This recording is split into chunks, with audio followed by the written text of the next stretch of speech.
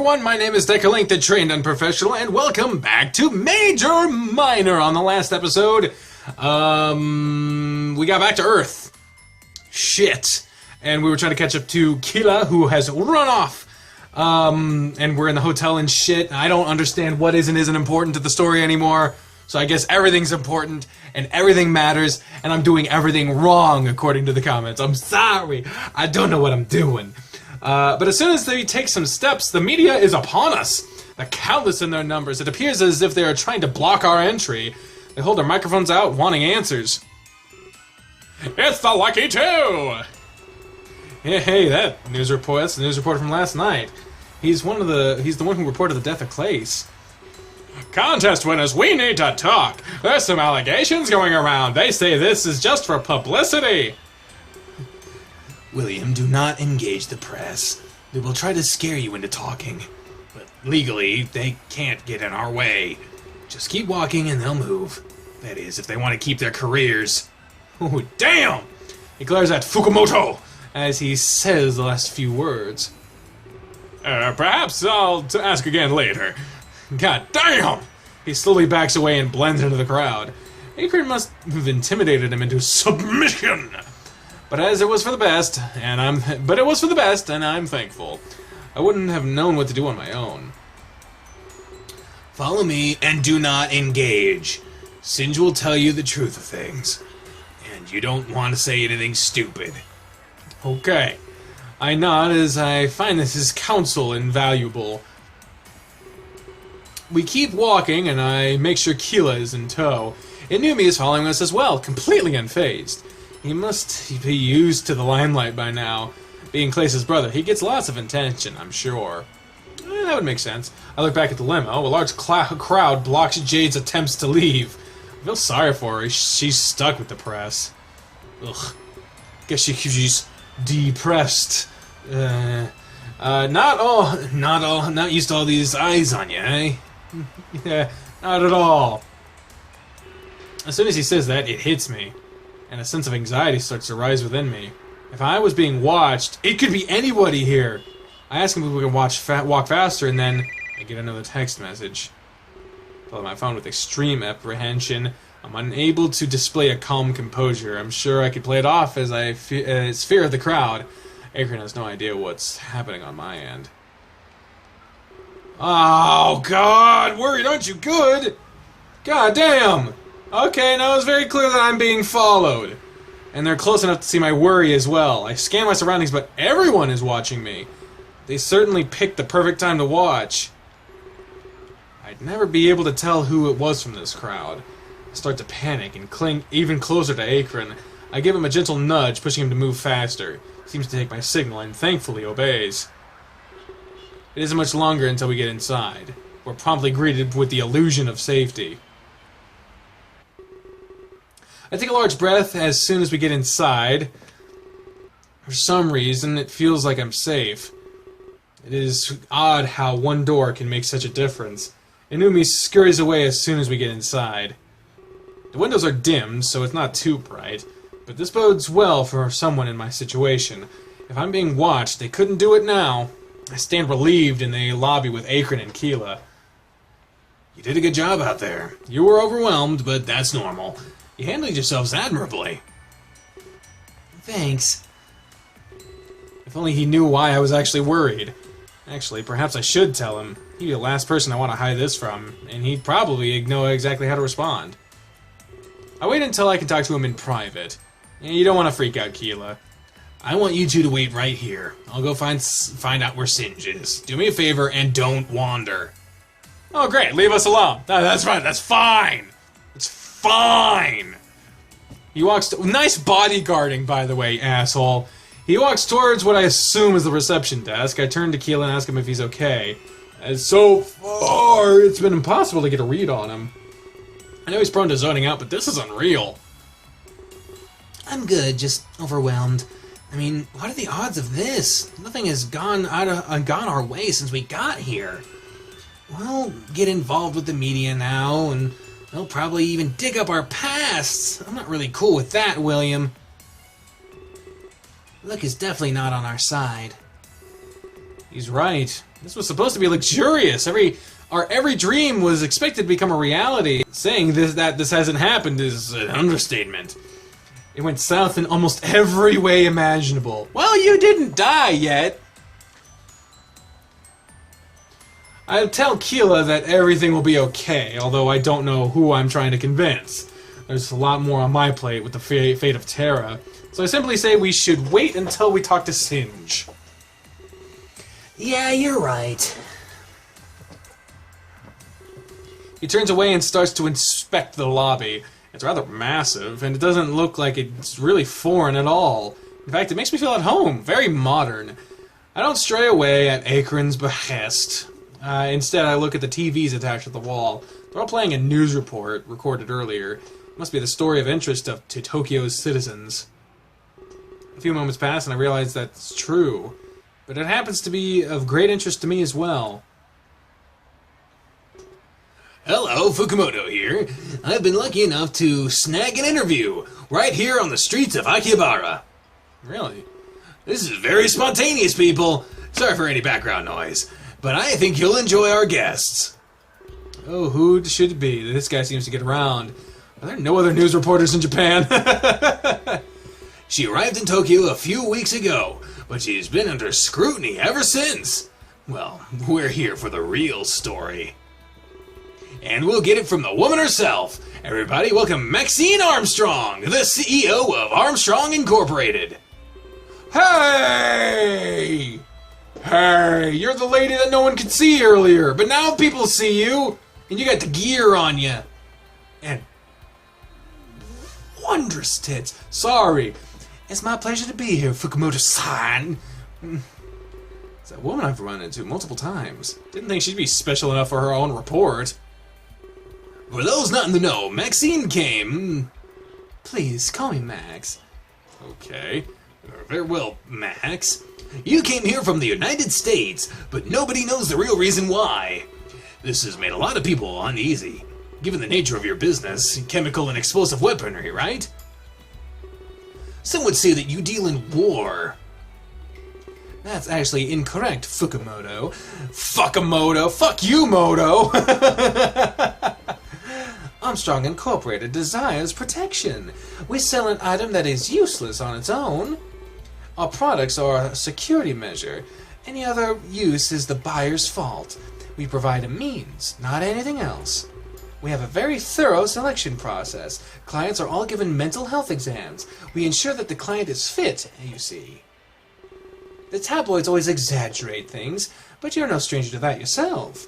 I want protection for everyone, not war. Many of our clients are government suits, but celebrities are within our realm too. If a weapon goes off, it is only to protect. It is easy to make it sound like I'm bad, but the weapons I sell guarantee safety. It is not my fault if they are misused. Oh, I see. Thanks for explaining. That is an admirable mission statement. Your parents would be proud of you, Max. But you can understand the unease. But can you understand the unease? Some people are scared of your presence, especially since you're keeping secrets. But now Japan is your audience. Do you have anything to say? Something that put us at ease? Unfortunately, I do not. My purpose here is confidential. However, no harm will come to your citizens. My presence here should put you at ease. I offer the most advanced products possible. I could even stop these midnight deaths. Oh God, why would you make that promise? There you have it, folks. Max is here to stop the murders. God damn it! An amazing goal. Bravo, Max. That's not what I said. That's all we have time for today, but rest easy, we're all safe. Armstrong is here for a noble purpose. They're nailing the head with the news shit here. This is Fukumoto signing off. Strong in arm. Whoa, that was pretty heavy. I've heard of Armstrong Incorporated before, but this is my first time hearing about its owner. I never would have thought that it was her. I'll have to talk with. I'll have to talk to her about it if I see her again. She did express interest at getting to know me better for some unknown reason. I see that Akron is on his way back. Hopefully we'd get to meet with Singe. I was dying to hear an official statement about this. I await our next move as I walk towards my friends. Hey, thanks for staying put, you two. The conference won't start for a while yet, so we can go and pass some time upstairs. Renting this place must be expensive. Singe's pockets go pretty deep, it seems. Well, anyway, I guess we should go. Those people outside are pretty loud. A headache is the last thing I want. It should be more quiet upstairs. He starts walking towards the stairs. Me and Keela follow him without question. I guess it was almost instinctual. If he was our protection, we'd need to stay close. And that's what we did as we ascended the stairs. We'd leave the frenzy of the media behind us, but unfortunately not for good. It was quieter up here, just like Akron had hoped. He pressed his back against the wall and watches us. Then he scouts around looking from left to right. He definitely has a good vantage point from there. Keela leaves my side as well and tries to find a seat. Eventually, he situates himself in a nice leather chair. I see a lot of familiar faces around this room. Rook is using his tablet and Anumi is pacing around. Then I see some not-so-familiar faces, although I feel like I recognize them from TV. It's almost like everybody important to Clace was here. Maybe they were all just as clueless as I was about this. I guess I wasn't the only one who wanted some answers. It wasn't long before Rook looks up from his tablet. I actually found out that I knew I had a tablet, but I never use it for anything. Now I pretty much just use it for a piano game. Oh shit, it's on. Mysterious mission is ongoing. We need you. What the? Roman Reigns versus Bray Wyatt kicks off Raw tonight. Oh god damn it, I'm missing Raw. I wonder how he was handling all of this. Hey William, nice to see that you made it. I'm assuming the new guy is Akron. Too bad the last guard just ran off. Ran off? What does he mean by that? Anyway, no beating around the bush. You're here, so you must know the truth. Last night, Clace was murdered. He says it in such an emotionless way. It's hard for me to tell if it has even bothered him. Instead of prying, I tell him that I did know the truth. I saw Fukumoto reporting it live on TV past midnight. Oh, Fukumoto, I hate that guy. He stretches the truth almost every time. You like red? You're a communist! I have no idea how he got that job. He twists words just like the tabloids. I'm surprised he works for a real station. Sensationalism is all the media does, dude. That's true. I did see his interview with Max. I let Rook know he tried to interview with me as well. He mentioned that this was all a publicity stunt. Of course he'd mention that. Listen, don't take him seriously. You learn that pretty quickly in Tokyo. But in general, the population loves him. But the general population loves him. Honestly, I'm not able to see why. He's just a sham, a sensationalist. It was harshly worded, but had some wisdom. Singe is just Singe is just getting ready. It shouldn't be much longer. Maybe you should get to know the crew. Everyone is still shocked, of course, but some friendship might help them. Uniting is what we need to do right now. Rook turns his head and notices someone approaching. It's a fox with a guitar, and he steps with purpose. I guess Rocker is a fine place to start. He's definitely a knowledgeable man. Hey! Wait, a compliment from Rook? Wow, must be my birthday. Don't flatter yourself. Hey, you're the one that said it. He bows to Rook as a gesture of respect. This art looks really old. Then he does the same to me, wearing a large smile. Sorry, I'm not one for shaking hands, but with much respect, it's my pleasure. I'm Rocker. Nice to meet you, William. I hesitantly give him a bow and introduce myself too. Oh my, Psycheri? William, I don't deserve that. Come on, Rocker, not now. No need to make this day any worse. This is very important, though. William, that was an incorrect bow. You went far too low just now. A bow like that is for an apology, or for an addressing someone of status. I mean exceptionally high status. Furthermore, your back was bent as well. You should always try to keep it straight. A crooked bow can be seen as disrespectful. Ugh. I mean, I transcribed hiragana and katakana on little index card, like little flashcards, just because I felt like doing it like a week ago. And I did it all in like in one night, very quickly. I did it all. I wrote them right. I wrote all the characters right. I know how to pronounce the shit. I just don't like to waste. I don't like to spend time sounding it all out. But you don't just throw that shit on someone. Come on, man. Try to remember this simple fact. To most, a 15-degree bow is fine. Around here, it's called an ishaku. Ishaku. I'm still working on the pronunciation, okay? I'm sorry. Pronunciation.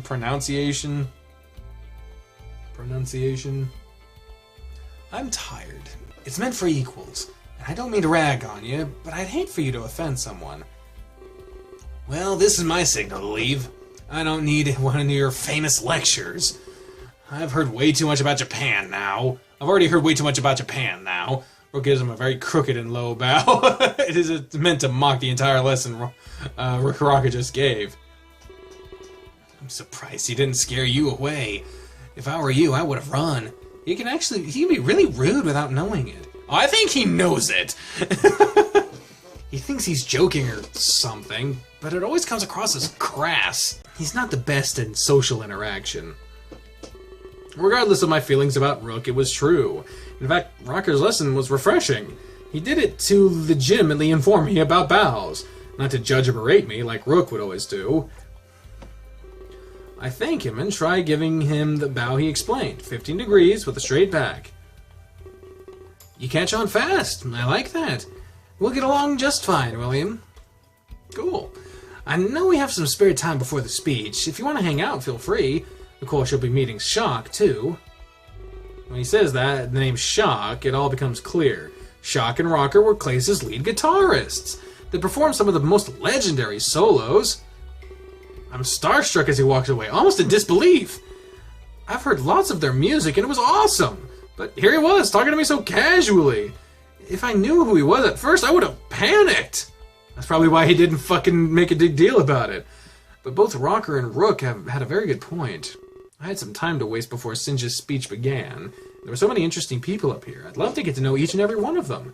Well, I already knew Rook and Keela good enough, but Akron was still a mystery, and as was Anumi. And Shock and Rocker were quite enticing as well. Hanging out with a rock star duo would be awesome! Unfortunately, I couldn't hang out with all of them. I stay in place, contemplating my next actions. Would you like to save a game? Yes! Yes, I would like to save my game! Mamma mia! Who should I hang out with to pass time? Well, Akron... Oh, fuck, who was Akron? Oh, he was the guard, and Shock and Rocker. I don't know which one's better.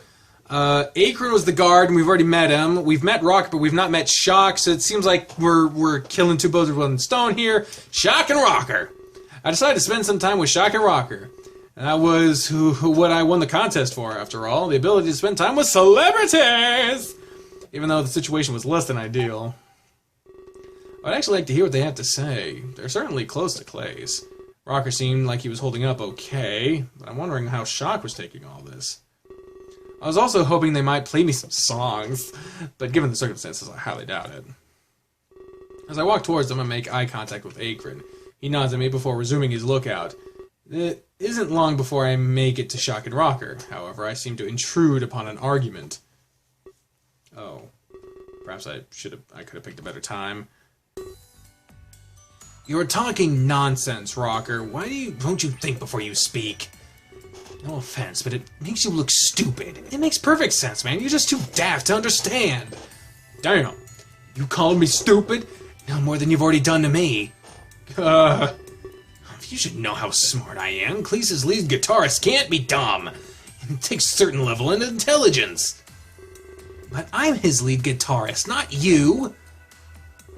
They both take deep breaths and turn to greet me. So you're the fanboy, right? God damn! Shock, they're not a fanboy, they're our honored guest. Yeah, right. How much did you spend on Popstar? You must be quite the rabid fan. Look at all the blind devotion. Shock, don't be rude. It's true when you think about it, Rocker. We earned our spot beside Clace, right? We didn't buy a red carpet to walk in on. Clace was a person like anyone else. You can't buy his attention, William. Whoa! Well, you do make a good point, Shock. I apologize on his behalf, however. He's prone to believing he's always right. This is what he really meant to say. He appreciates your devotion to Clace. Him and Shock were childhood friends. Childhood friends? Guess it goes deeper than I thought. Still doesn't excuse your fucking attitude, you piece of shit! Shock doesn't seem to be too affected by the murder. In fact, he seemed like an all-around jerk. And I'll also apologize for my own actions. You walked in on an argument between us. It's rare that I get heated up. It's true, Rocker isn't one for arguing. Hearing him raise his voice is rare. In fact, I forgot what our fight was about. No, fuck you!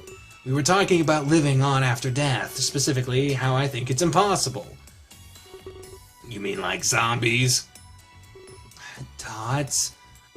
No, Shock, not like zombies. Let me explain it this way. Maybe we can convince William. Oh god, don't get me involved in this shit! Great, I love hearing things twice. Well, if you'll let me begin, there's no need to be a jerk about it. Alright, go on then. Well, I know Clace is gone and all, but it's possible for him to live on, especially in his possessions and art. Shock seems to think that death is final. A little hypocritical, if you ask me. He's been chugging pop stars all day. Sales of those are likely going to inflate. Not for the reason we would want, of course. Stars are given a lot of posthumous coverage. It's childish to think that Clace is gone. He will live on in so many ways. I disagree entirely. Clace is gone for sure. All of that stuff is superficial. Then what about his albums? People will be buying them in droves. Previously recorded albums, you mean? Clace will never sing live again. All that's left is memories of the past. But you can live on in a memory. That's what I'm trying to say.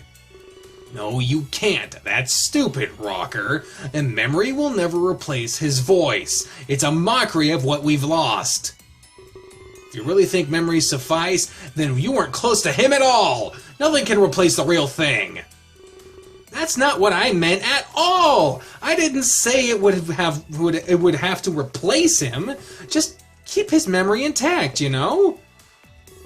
No, I don't really know. All I know is Clace is dead. He's not coming back, and that's final. You can sugarcoat it any way you want, but that's what they call denial. He's outlived by commercial trash. I didn't mean to strike a nerve, but musicians like that tend to live on. Sometimes even after centuries pass. I don't see Clace as being any different. He has fans that will carry his legacy. Come on, William, you gotta back me up here, right? No one is gone if we can remember them. At least, that's what I like to believe. How can you side with that? Dead is dead, and that's a fact. Legacy is not an apt replacement. It'll just make the company more money.